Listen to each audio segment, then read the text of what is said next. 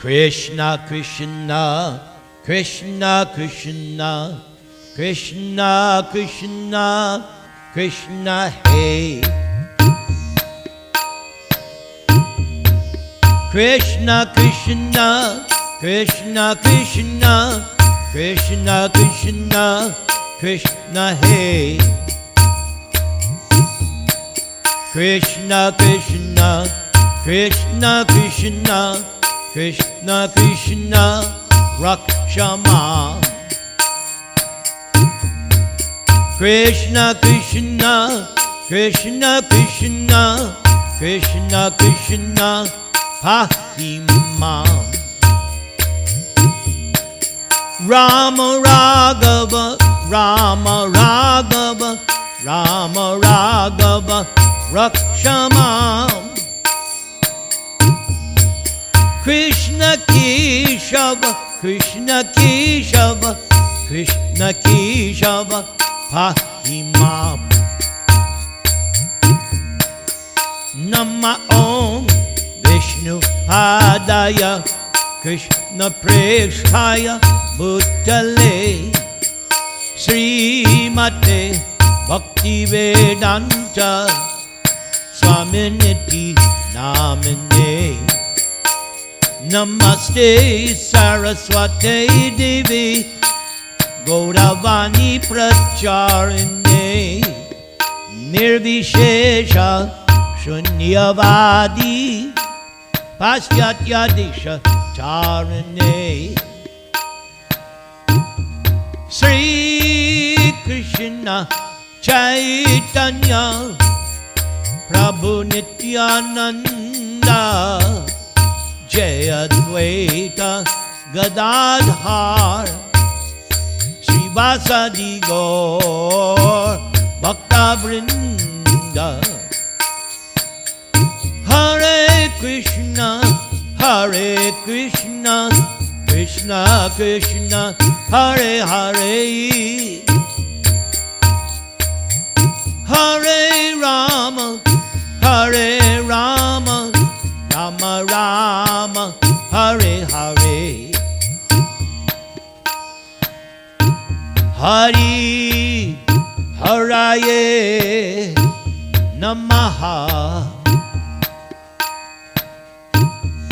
Krishna Yadavaya Namaha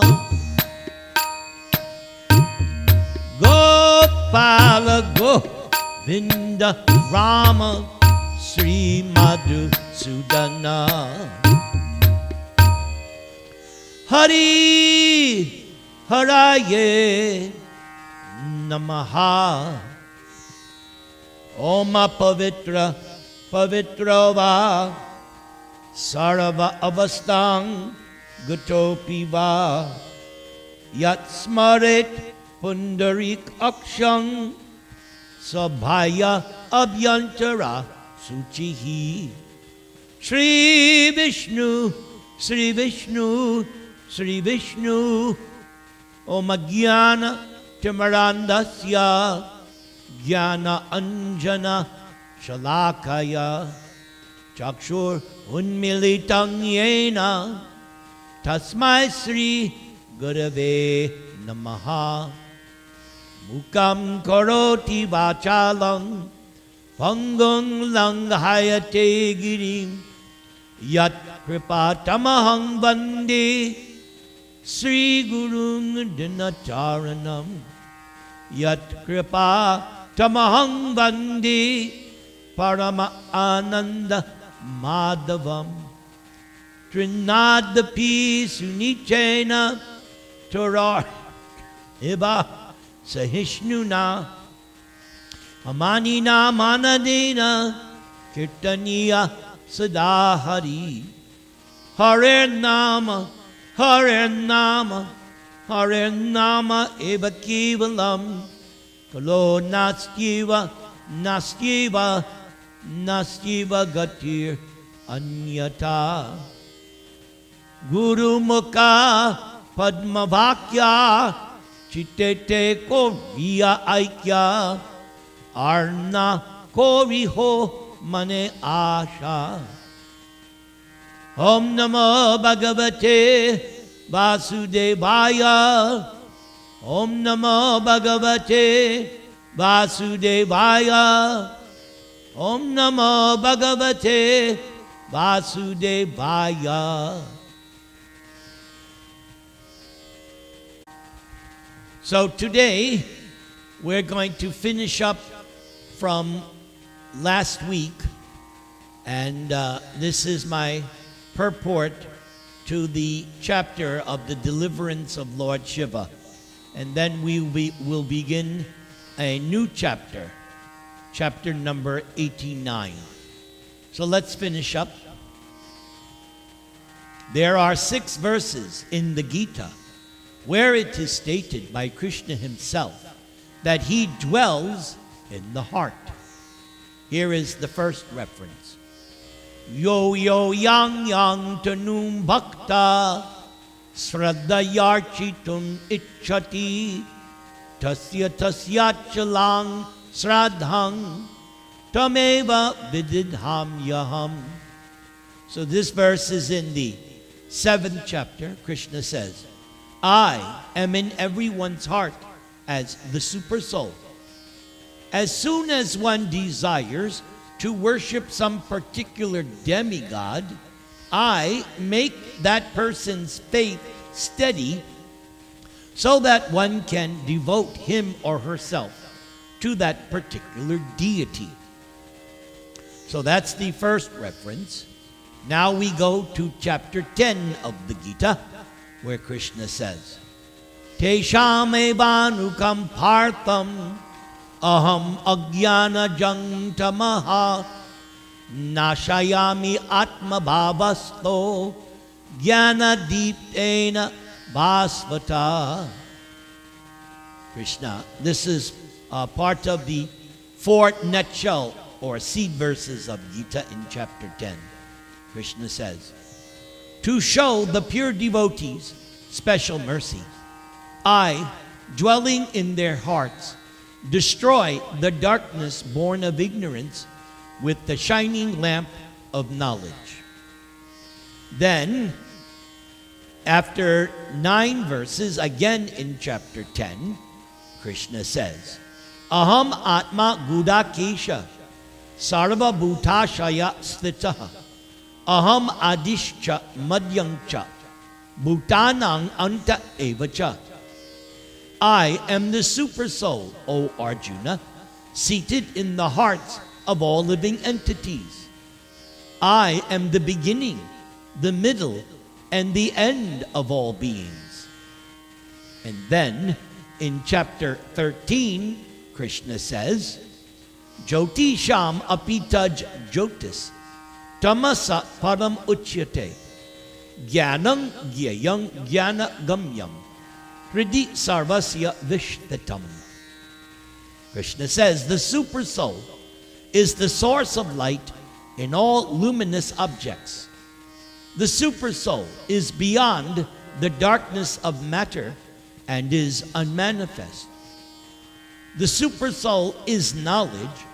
The super soul is the object of knowledge, and the super soul is the goal of knowledge. The super soul is situated in everyone's heart. Then, in chapter 15, one of the major verses of the Gita, Sarvasya chaham hridi sannivishto matak smritir jnanam apohanam cha. I am seated in everyone's heart, and from me come remembrance, knowledge, and forgetfulness. Then the final reference is found in chapter 18, also one of the top verses of the Gita. Ishvara sarva bhutanam hrideshe arjuna tishtati brahmayan sarva bhutani yantra rudhani mayaya. The Supreme Lord is situated in everyone's heart, O Arjuna, and is directing the wanderings of all living entities who are seated as on a machine made of material energy.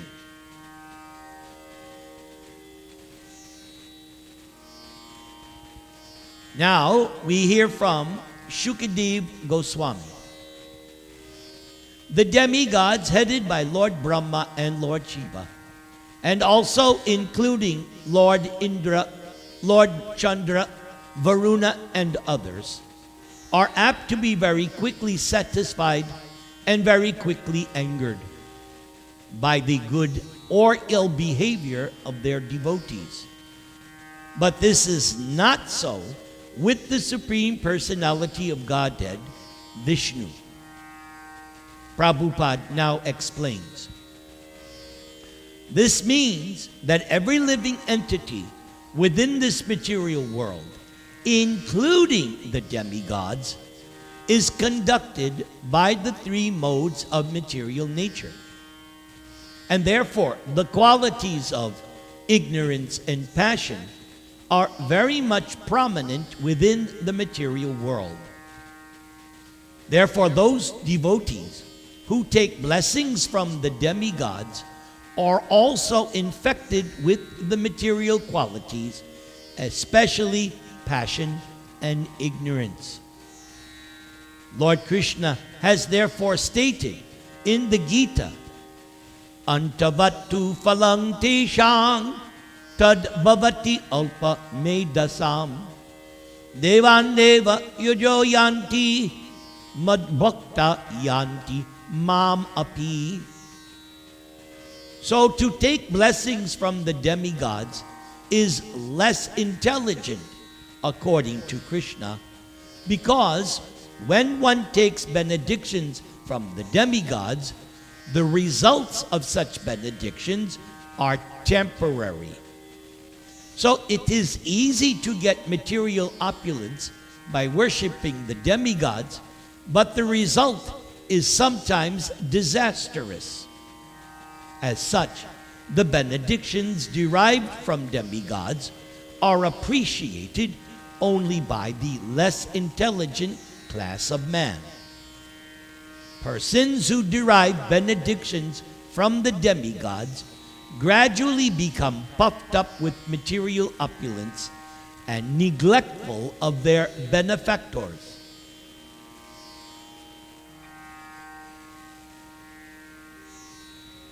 Shukadeva Goswami thus addressed King Parikshit. My dear king, Lord Brahma, Lord Vishnu, Lord Shiva, who are the principal trio of the material creation, are able to bless or curse anyone. Of this trio, Lord Brahma and Lord Shiva are very easily satisfied, but also very easily angered.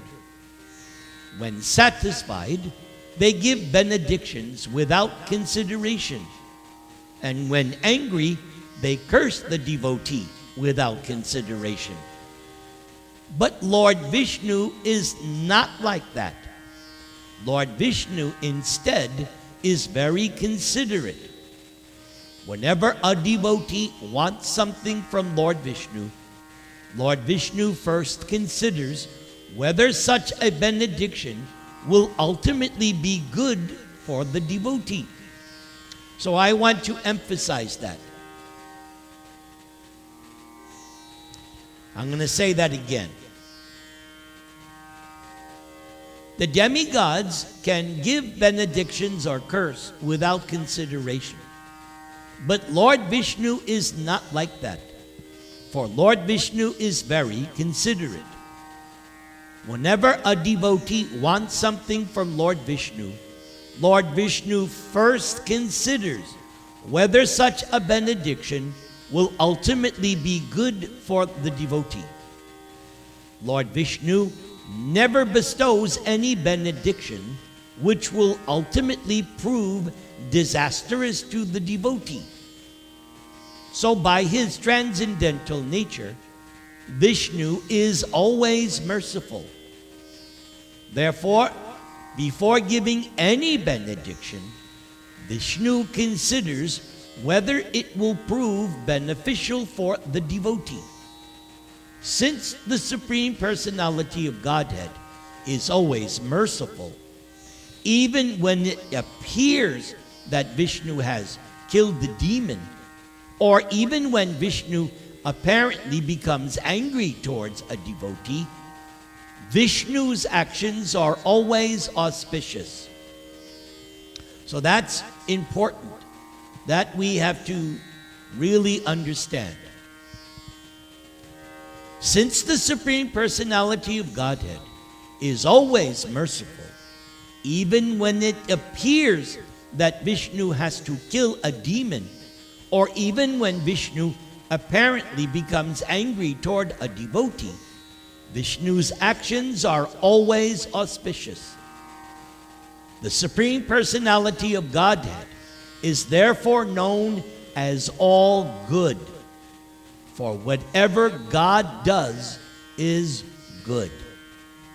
Hare Krishna, Krishna Krishna, Hare Hare, Hare Rama, Rama Rama, Hare Hare. So this is the introduction to the next chapter, chapter 89, which is entitled The Super Excellent Power of Krishna. Prabhupada says, chapter 89 contains 65 verses, disclosing who is the best among the material deities. Although Vishnu is among the three deities, along with Brahmaji and Maheshwara, Vishnu is transcendental and supreme. Once, long ago, on the shore of the river Saraswati, a discussion arose among a group of sages as to which of the three chief deities is the greatest. They then deputed Bhrigu Muni to investigate the matter. Bhrigu decided to test their tolerance, for that quality is a sure sign of greatness. When Bhrigu went back to the assembly of sages and told them all that had happened, everyone concluded that Lord Vishnu is certainly the supreme. Also in this chapter, we will find a description of how Krishna and Arjuna went to Mahakalapura to deliver the son of a Dwaraka Brahmin, and how Arjuna was astonished by their visit to Mahavishnu Loka.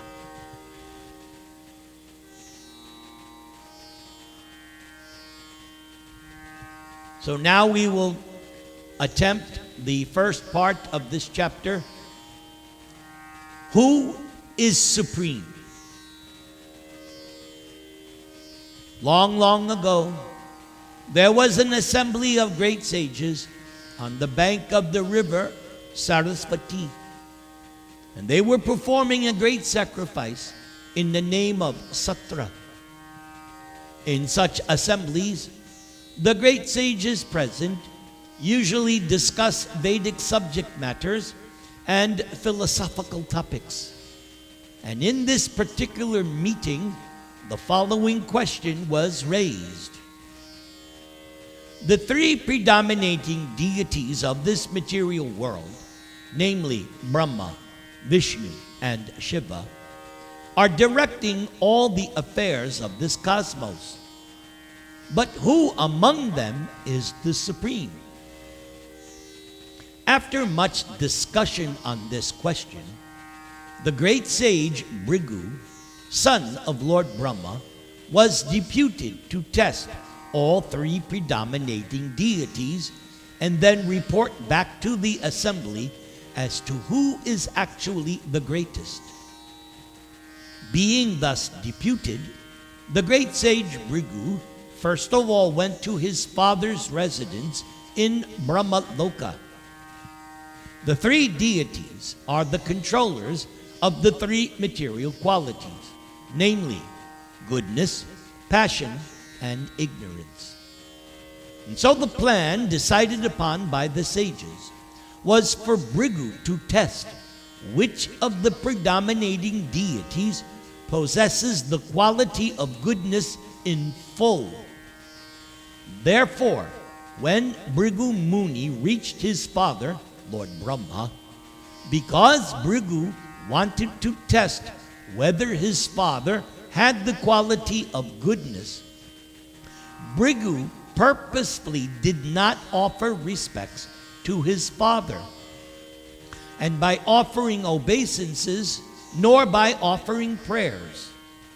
After all, it is the duty of the son or disciple to offer respects and recite suitable prayers when one approaches the father or spiritual master. But Brigu purposely failed to offer respects, just to see his father's reaction to this negligence. Brahma became very angry at his son's impudence, and Brahma showed signs which definitely proved that he was angry. Brahmaji was even prepared to condemn Brigu by cursing him. But because Brigu was his son, Lord Brahma controlled his anger with his great intelligence. So this means that although the quality of passion was prominent in Lord Brahma, still he had the power to control it. Lord Brahma's anger and his controlling his anger are likened to fire and water. Water is produced from fire, but fire can also be extinguished with water. Similarly, although Lord Brahma was very angry due to his quality of passion, Brahma could still control his passion because Brigu was his son.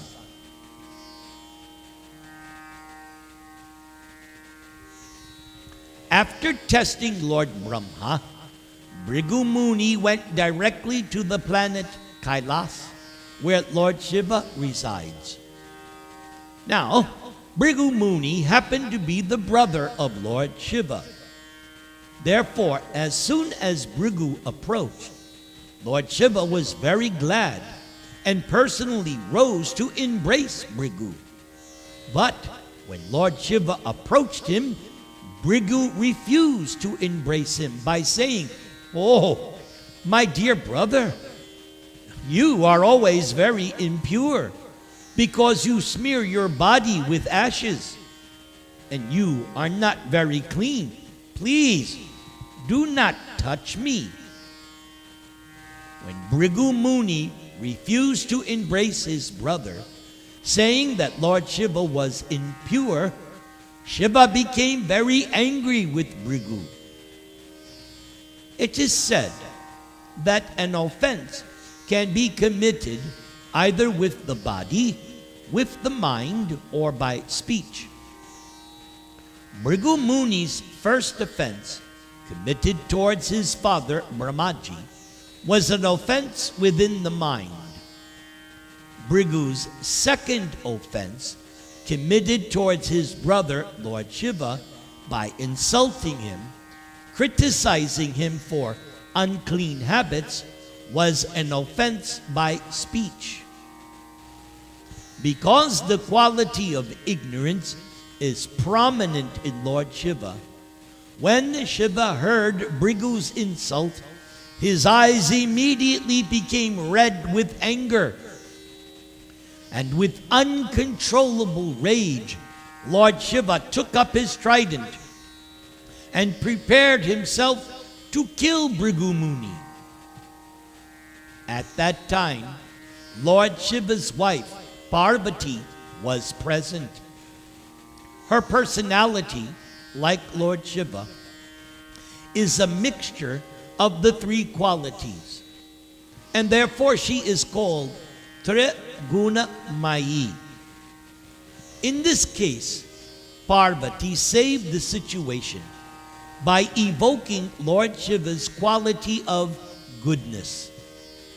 Thus, she fell down at the feet of her husband, and with sweet words, Parvati talked Shiva out of killing Bhrigu Muni.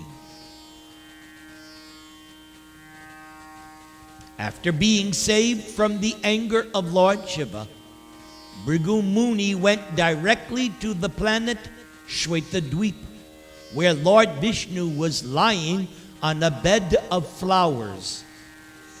Vishnu was accompanied by his wife, Lakshmi, the goddess of fortune, and she was engaged in massaging Lord Vishnu's lotus feet. There, Bhrigu Muni purposely committed the greatest sin by offending Lord Vishnu with his bodily activities. The first offense committed by Bhrigu was mental. The second offense was vocal. But now this third offense was corporal or bodily. And these different offenses are progressively greater in degree. An offense committed within the mind is a positive offense. The same offense committed verbally is comparatively more grave. But when committed by bodily action, it is superlative in offensiveness. So, what did Bhrigu do? He committed the greatest offense by kicking the chest of the Lord with his foot in the presence of the goddess of fortune. Of course, Lord Vishnu is all-merciful, and so he did not become angry at the activities of Bhrigu Muni, for Bhrigu Muni was a great Brahmana. A Brahmana is to be excused even if the Brahmana sometimes commits an offense, and Lord Vishnu set the example. And yet, still it is said that from this time of the incident, Lakshmi, the goddess of fortune, has not been very favorably disposed towards Brahmanas. And therefore, because the goddess of fortune withholds her benedictions from the Brahmanas are generally very poor. Bhrigu Muni's kicking the chest of Lord Vishnu with his foot was certainly a great offense. But Lord Vishnu is so great, he did not care. The so-called Brahmanas of Kali Yuga are sometimes very proud that they can touch the chest of Lord Vishnu with their feet. But when Bhrigu Muni kicked the chest of Lord Vishnu with his feet, it was different. Because although it was the greatest offense, Lord Vishnu, being greatly magnanimous, did not take it very seriously. Instead of becoming angry or cursing Bhrigu Muni, Lord Vishnu immediately got up from his bed along with his wife Lakshmi, the goddess of fortune. He offered respectful obeisances to the Brahmana. Lord Vishnu then addressed Bhrigu Muni as follows. Oh, my dear Brahmana, it is my greatest fortune that you have come here. Please, therefore, sit down on this cushion for a few minutes. My dear Brahman, I am very sorry that when you first entered my home, that I could not receive you properly. It was indeed a great offense on my part, and so I beg you to pardon me. You are so pure and great that the water which washes your feet can purify even the places of pilgrimage. Therefore, I request you to purify my Vaikuntha planet where I live with my associates. My dear Father Brigu, O great sage, I know that your feet are very soft, just like a lotus flower. And indeed, my chest must be as hard as a thunderbolt. I am afraid, therefore, that you may have felt some pain by kicking my chest with your feet. So let me touch your feet just to relieve the pain you may have suffered.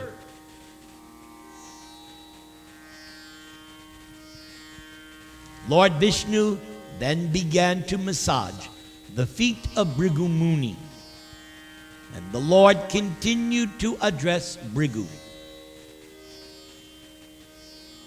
My dear Lord, now my chest has become sanctified. Because of the touch of your feet, I am now assured that the goddess of fortune, Lakshmi, will be very glad to live there perpetually. Prabhupada now comments. Another name for Lakshmi is Chanchala, indicating that she does not stay in one place for a long time. We therefore see that a rich man's family sometimes becomes poor after a few generations.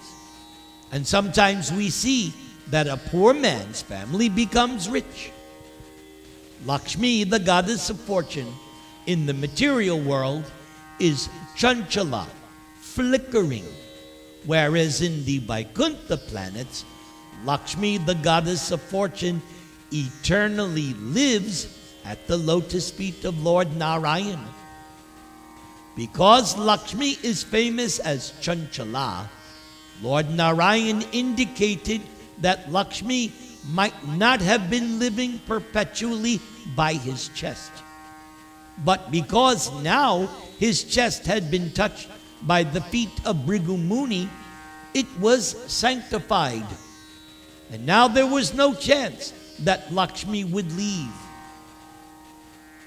Bhrigu Muni, however, could now understand his position and that of Lord Vishnu. And Bhrigu was struck with wonder at the behavior of the Supreme Personality of Godhead. Because of his gratitude, Bhrigu's voice choked up, and he was unable to reply to the words of the Lord. Tears glided down from his eyes, and Bhrigu could not even say anything. Bhrigu Muni simply stood silently before the Lord. So after testing Lord Brahma, Lord Shiva, and Lord Vishnu, Bhrigu Muni returned to the assembly of the great sages on the bank of the river Sarasvati and described his experience. And after hearing Bhrigu Muni with great attention, the sages concluded that of all the predominating deities, Lord Vishnu is certainly the greatest.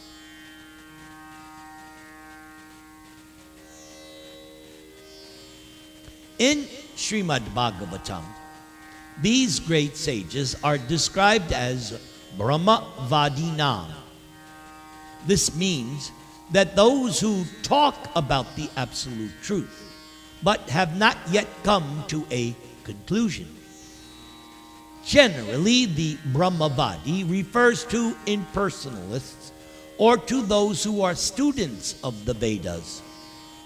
It is to be understood, therefore, that all these sages who were gathered were serious students of the Vedic literature, but they had not yet come to definite conclusions as to who is the supreme absolute truth personality of Godhead. But after hearing of Bhrigu Muni's experience, all three predominating deities that he met, Lord Shiva, Lord Brahma, Lord Vishnu, the sages concluded that Lord Vishnu is the supreme truth, the personality of Godhead.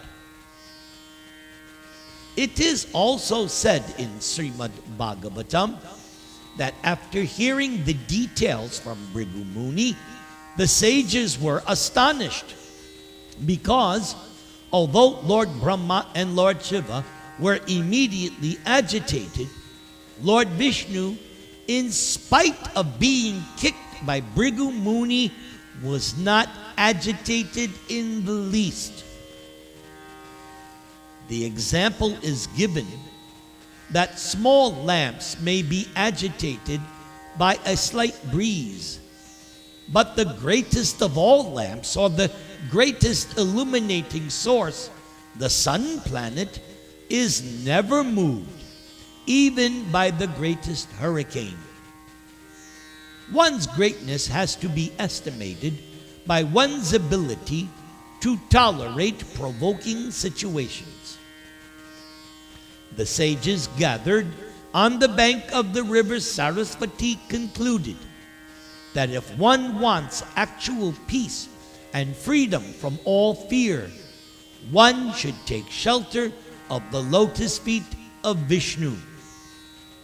If Lord Brahma and Lord Shiva lost their peaceful attitude upon slight provocation, how could they maintain the peace and tranquility of their devotees?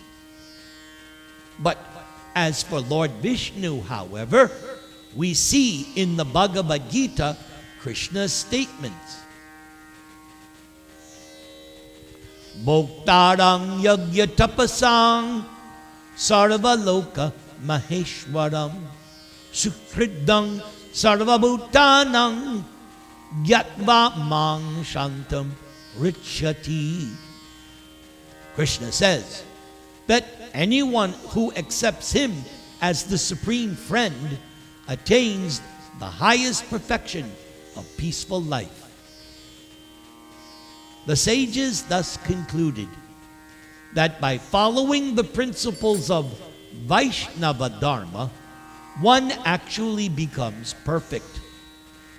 But if one follows all the religious principles of a particular sect and does not become advanced in understanding Krishna or Vishnu, the Supreme Personality of Godhead, then all such labor of love is simply fruitless.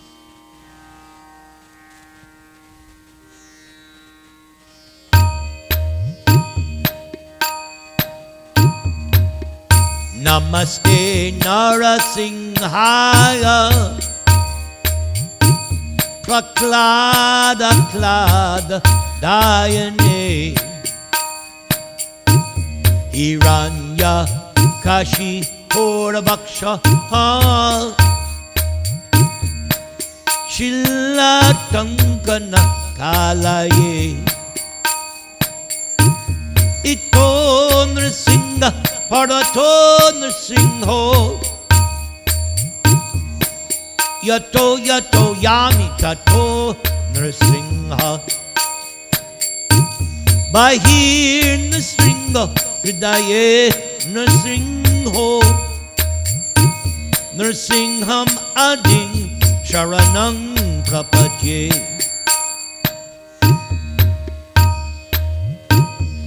Tavakara Kamala Vare Nakam Adbhuta Sringam Dalita Hiranyakashipu Tanu Bringam Keshavadita Narahari Rupa Jai Jagadisha Hare Jai Jagadisha Hare Jaya Jagadisha Hare Keshavadita Nrsimha Rupa Jai Jagadisha Hare Jaya Jagadisha Hare Jaya Jagadisha Hare Jai Jagadish, Jai Jagadish, Jai Jagadisha Hare Hare, Jai Jagadisha Hare. Hare Krishna, Hare Krishna, Krishna Krishna, Hare Hare, Hare Rama, Hare Rama, Rama Rama, Hare Hare.